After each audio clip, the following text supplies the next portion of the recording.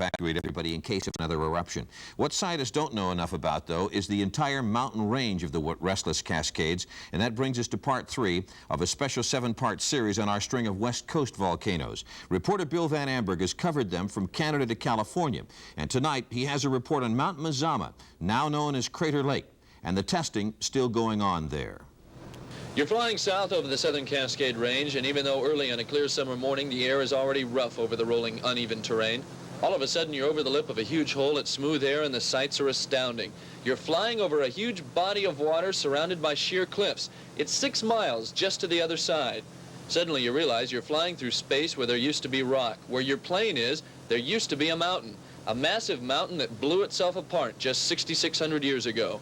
You're inside the most violent volcano the Cascades have ever known, Mount Mazama, today's Crater Lake. On first look, this lake is possibly one of the most deceiving sights in nature. Nowhere are the views more sublime, nowhere is the water more blue, nowhere the beauty more enticing.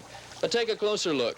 The deception quickly thins. Similar to the walls of Mount St. Helens, but on a scale that dwarfs them, it becomes obvious this rim is the sheared-off remains of a mountain's sides, the broken, jagged edges of former slopes that reached to a peak no longer there.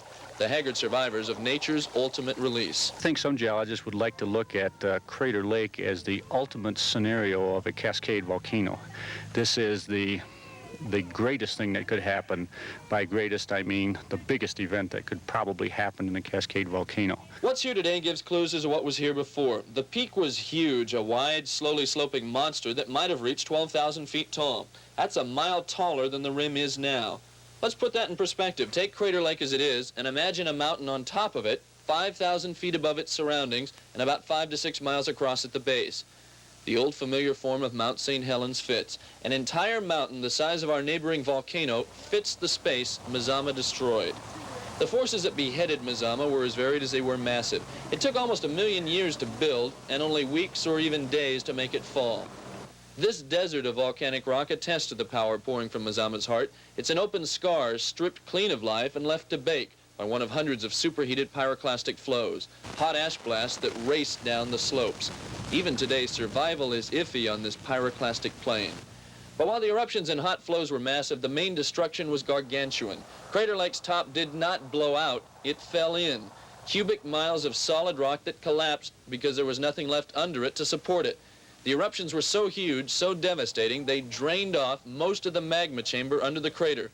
On the order of 10 cubic miles of ash were blown out of this giant. And that is spread across the countryside in 7 or 8 states plus 3 provinces of Canada, and in depths varying from a few tens of feet to a few hundreds of feet down to just tiny, tiny traces of it. But it can be distinguished very clearly as being from this location and from the event that caused the collapse.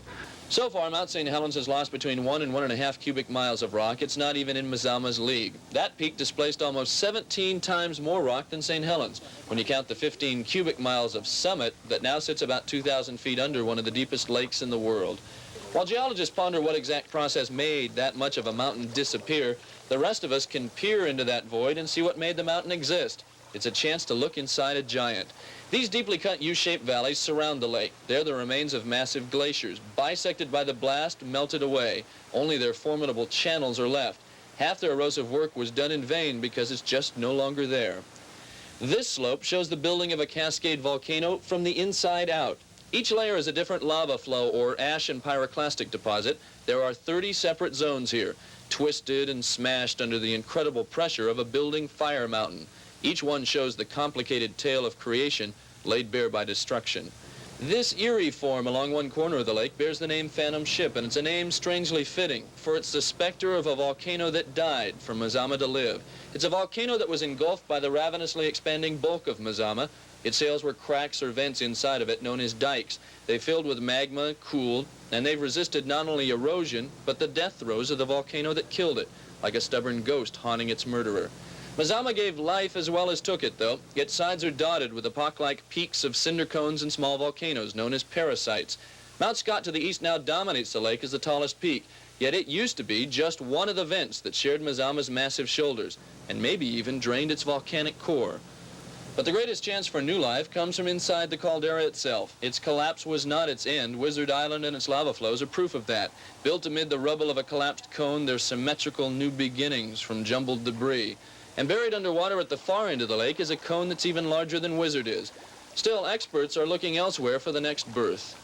People frequently look at Wizard Island over here and suggest that as an active volcano. My experience suggests that that's a very low probability and that cinder cones tend to have a short-term activity, and when they're done, they're done.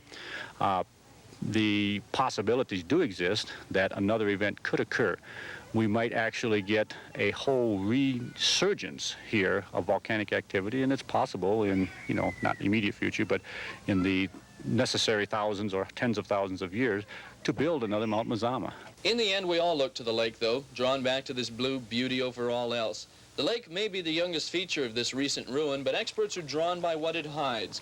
Somewhere under this cold caldera cover, there is heat. The U.S. Geological Survey is spending 2 years probing that now, figuring out where it is, and what it means to the Cascades' ultimate volcano.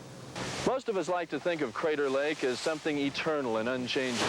But as with all Cascade volcanoes, that's hardly the case. They're constantly in motion, not only from the erosion that is always wearing down the features, but from the volcanic forces that are lying in dormancy just beneath the surface.